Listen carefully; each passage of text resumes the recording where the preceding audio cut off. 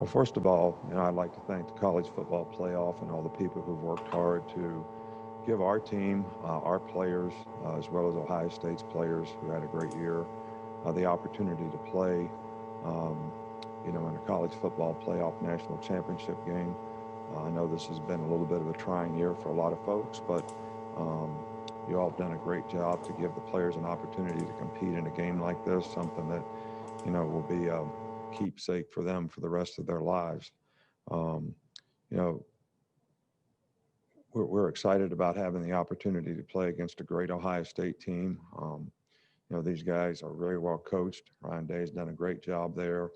They're one of the best defensive teams in the country in terms of points allowed, tough to run against, uh, really explosive on offense, really good skilled players outside. They do a great job of running the ball and controlling the line of scrimmage on both sides of the ball. So very challenging game for us all the way around. But, these are the kind of games, if you're a competitor, you really look forward to playing in. And this is a great opportunity for our players to compete against a great team. Thank you, Coach. We'll now turn it over to question and answer. Please use the raise hand function if you have an interest in asking Coach a question. Today's first question will come from Pat Ford at Sports Illustrated.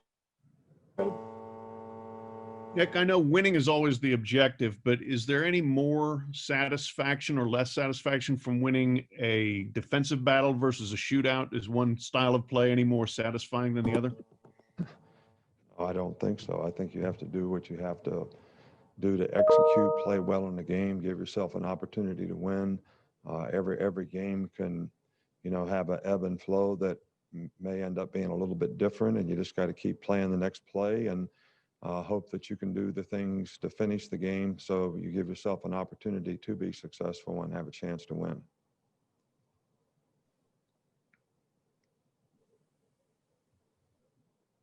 Thank you. Next up is Nathan Baird. Hi, Nick. Just curious if you could expound more on your thoughts on Ohio State's defense and maybe especially what you saw them do against Clemson in the Sugar Bowl that impressed you. Well, they were very impressive on the line of scrimmage.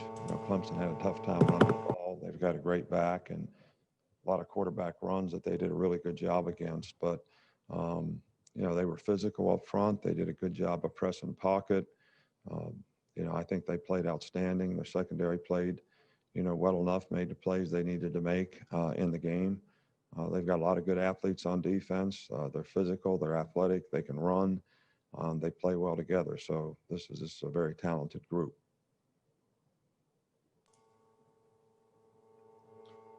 Thank you. Next up, we'll hear from Patrick Murphy. Thank you. Nick, similar question, but on Ohio State's offense, Trey Sermon's a guy who's emerged recently after transferring from Oklahoma.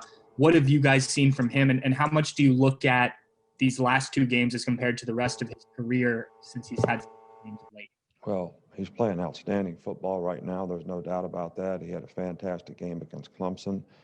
I think they have two really good running backs. Both are very capable. So their offensive line does a really good job of blocking your looks up front, getting a hat on a hat, and the runners are very talented. So the combination of the explosive ability that they have in the passing game, the good receivers that they have outside, the speed that they have, the way they can stretch the field with the playmakers they have, quarterback can run or pass and can make all the throws. So, there's just a good all-around team, and they have great balance, and I think that's what makes them very difficult to defend.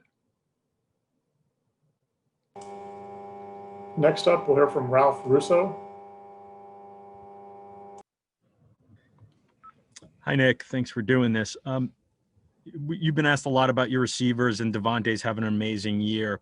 Aside from just you're throwing the ball more, and teams in college football are throwing the ball more, the emphasis on that position seems to have grown over in recent years. Why? Well, I think that anytime you have guys playing any skilled position and they have ability to make explosive plays, you want to try to take advantage of that the best you can. And I think, sort of the advent of the spread offense, more spread formations, four open kind of formations, spreads the field, which gives players on the perimeter a much better chance to make plays. And you have to tackle well in space. You got to get these guys on the ground, even if they catch short passes and turn them into long runs, and their ability to, throw the ball down the field. And I think, the passing game in college football is probably what has sort of evolved in a very positive way for most people. RPOs probably contribute to that to some degree, but really good play action passes that go along with the running game that most teams have, like Ohio State has great play action pass game, which they had a lot of explosive plays on. I think having those kind of skill guys that can score points are something that you certainly want to try to feature, and I see more and more teams trying to do that. Next up, we'll hear from Dennis Dodd. Dennis? Hey, Nick, thanks for doing this. You've had such great success with juniors, advising them whether to stay or go. I wonder what that conversation was like with Najee, and obviously it's paid off this year with the kind of season he's had. Well, I think what we try to do is be realistic with the players in terms of helping them make a good business decision for, them and their family. It's ultimately their decision. And I think that we try to make them aware of, how the money sort of goes down in the draft. And do you have a chance to improve your value if you stay and play college football? There's no developmental league in football, different than baseball has minor leagues, hockey has a minor league, NBA has a D league or whatever it is, where they can develop players. But, football is kind of all or nothing when you sign up for the NFL. And so the one place that you can continue to develop and create value for yourself is to stay in school. If your draft grade is not what you think it could be, then you have a chance to enhance your value. And when you enhance your value and the guaranteed money that you get, it also creates security for you and is really the best way to, help your family.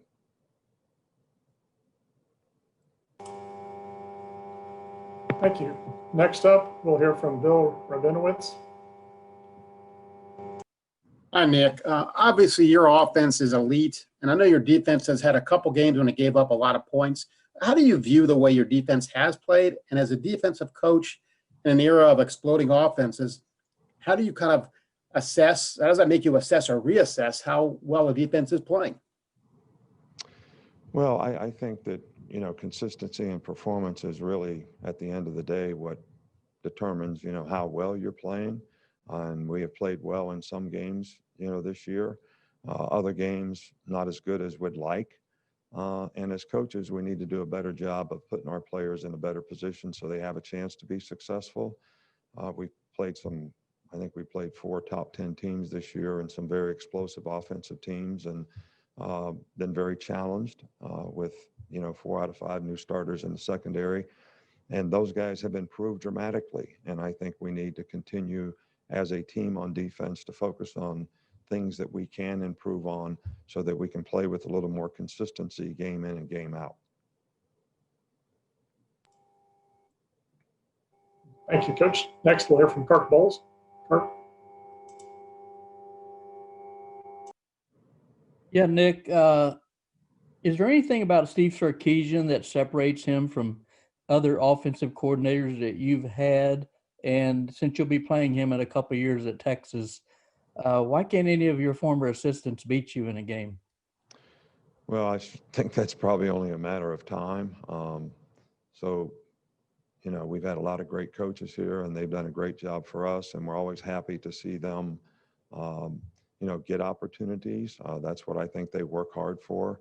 When you're an assistant, whether you're an assistant to be a coordinator to become a head coach. And, Sark has done a marvelous job here. He's very well organized. He works well with all the people in the organization, players and coaches alike.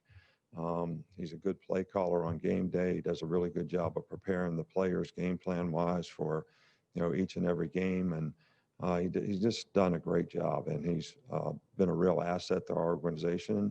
And, I think he'll be very successful as a head coach. So and he's taken over a good program. So it's going to be challenging for anybody that plays them in the future, I think. Thank you. Next, we'll hear from Charlie Potter. Charlie? Hey, Coach, I just want to ask you about the Heisman Trophy ceremony tomorrow. You've obviously attended several of these in person, but this one's virtual. Just what are your plans to watch it, and how happy are you for guys like Mack and Smitty to be named finalists? Well, I'm really happy for our players, all players that have a chance to be recognized. You know, it's always great, and you always love it when your players get recognition. But, you know, there's a lot of players on our team that have done a great job all year that are not going to receive recognition. And I think that's a lesson in life, because sometimes you do great things in life and you don't get recognized for it, but you have to kind of satisfy yourself in knowing that you did your best to be the best you could be. And I certainly feel like the guys that are up for awards and have an opportunity, hopefully, to win some of these awards have done just that. And hopefully they'll get rewarded for it. You know, internally, we kind of keep our plans, you know, to ourselves in terms of what we're going to do. And I'm going to talk to the players about it today. Thank you. Next up, we'll hear from Michael Casagranada.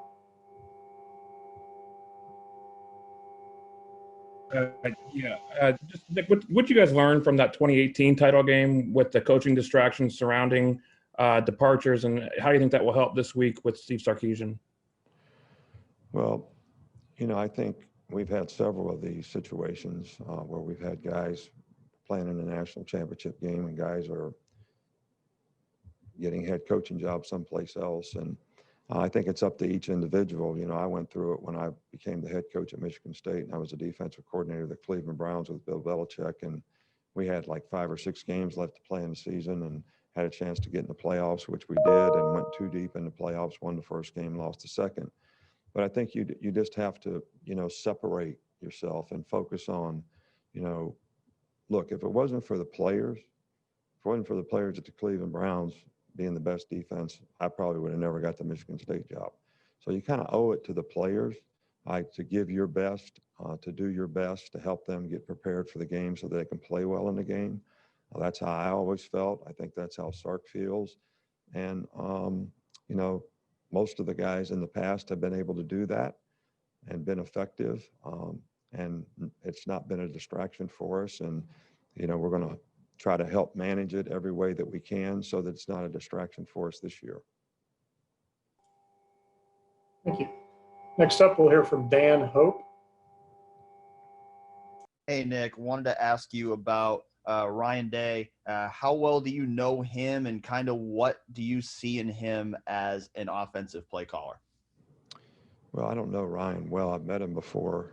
I think he's an outstanding coach. I think they do a fantastic job, you know, with their team, the way their team competes, the way their team plays, the discipline, the togetherness that they have, the way they execute. And offensively, you know, does a good job of, you know, trying to manage and control the tempo of the game on offense.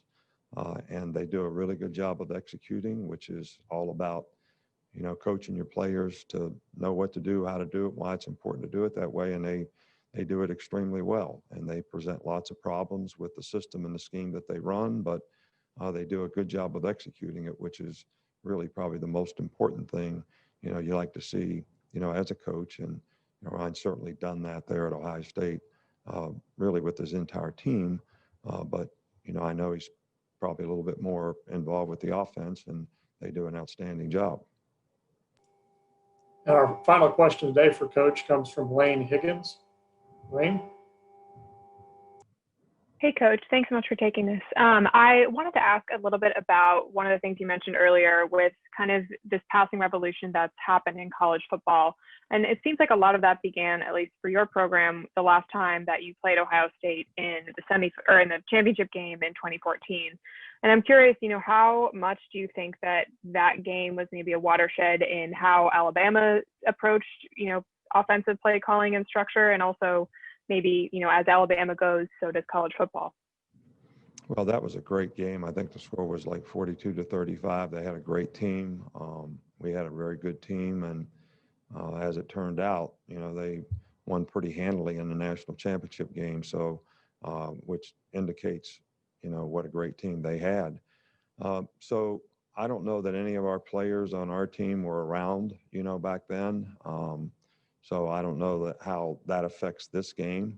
I think this game is all about how do you prepare for this game.